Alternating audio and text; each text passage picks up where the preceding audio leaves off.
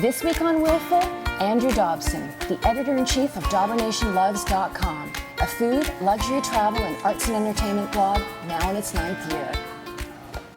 What's your best memory of creativity and compensation coming together?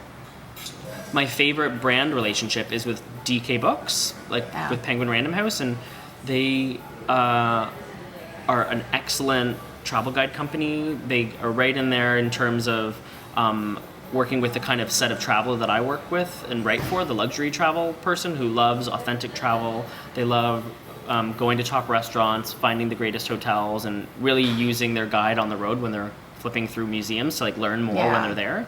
I've traveled around the world with them. In the past couple months, I have been on a press trip to Normandy, France, which they sponsored. I did a trip to Rome, which they just sponsored last month.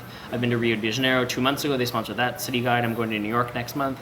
And so for me, it's great because it's a perfect fit. And that's with anyone who's working with a brand. If you can find a brand that is something that you would use every day if you weren't doing this for work, and that you can incorporate in an honest way that isn't too overly promotional, and say, I use this travel guide and these are 20 things you need to do in Rome, and I use this. I did 2 months of research with this book, with the internet, with a tourism board, and you can use this story and have a trip to Rome in 3 days and have an absolutely perfect time. Because I spent hours trying to find the best pizzeria in Rome, and that's it.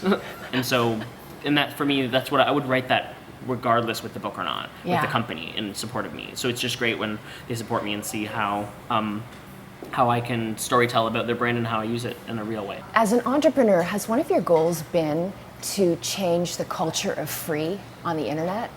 Absolutely. It's tricky. It's tricky because expectations of what that should be are totally different. So, literally, there will be a PR agency whose mandate or philosophy is that bloggers should not be paid for their work. They really are more old school in how they think about things, and they may have, I'm just going to use this as an example, they may have a client that is a vodka brand. There may be another agency that absolutely believes that we should be paid. They regularly work on programs where we're titled ambassadors, and we do content, and we do promo on video and social media, contesting and everything, and they value and they know what our rates are and they know what we should be paid.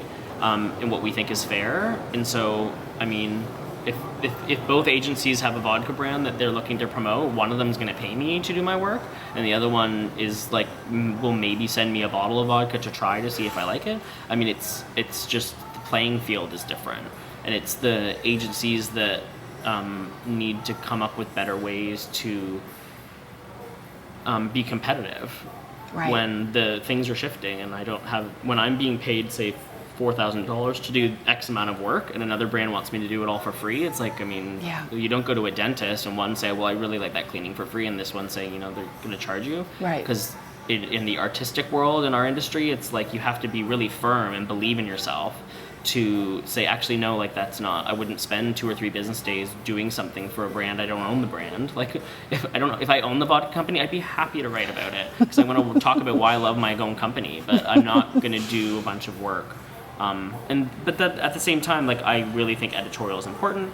Only a fraction of the writing on my website is sponsored, and that's important to me. So all of my travel stories, the majority of them, other than ones like the guidebooks that I was mentioning, the majority of them are a tourism board invites me. I go on the trip. There's no obligation. I'm not being paid. I'm often gone for 2 weeks and making no income. So it's actually making a decision to travel as a travel writer and not be home to work with brands and cover local events where there's more of an opportunity to make an income is one where I'm making decisions to make less money because I want the content to be excellent. Amazing. So you have to do those things too. Yep. Your voice and humor are so fresh, and I'm wondering, does that have more to do with your inner drive, your willfulness, or is it just that you're so inspired by the things that you're encountering on your travels?